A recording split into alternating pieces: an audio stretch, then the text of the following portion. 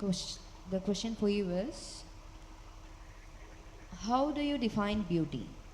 What do you think about the criteria that we should consider while choosing a Malayali manga? Thank you for the question, ma'am.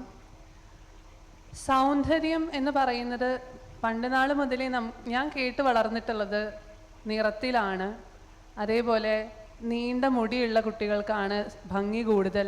പെൺകുട്ടികളായി കഴിഞ്ഞാൽ മുടി നല്ലോണം വേണം, നല്ല features വേണം. ഇങ്ങനെയുള്ള കാര്യങ്ങളാണ് ഞാൻ കേട്ട് വളർന്നിട്ടുള്ളത്. പക്ഷെ അങ്ങനെയല്ല ആക്ച്വലി.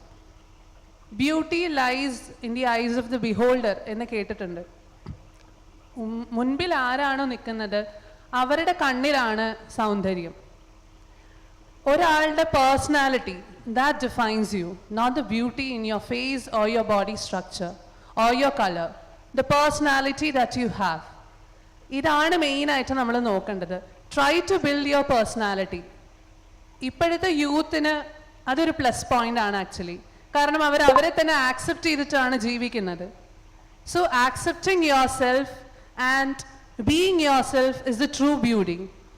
And ഇപ്പം മലയാളി മങ്ക ഇതിൻ്റെ ക്രൈറ്റീരിയാസ് എന്ന് പറയുന്നത് എനിക്ക് തോന്നുന്നത് ഈ അണിഞ്ഞൊരുങ്ങി വന്ന് നിൽക്കുന്നതോ അല്ലെങ്കിൽ ഈ റാമ്പോ ഇതൊന്നും അല്ല ഇതിൻ്റെ ക്രൈറ്റീരിയാസ്.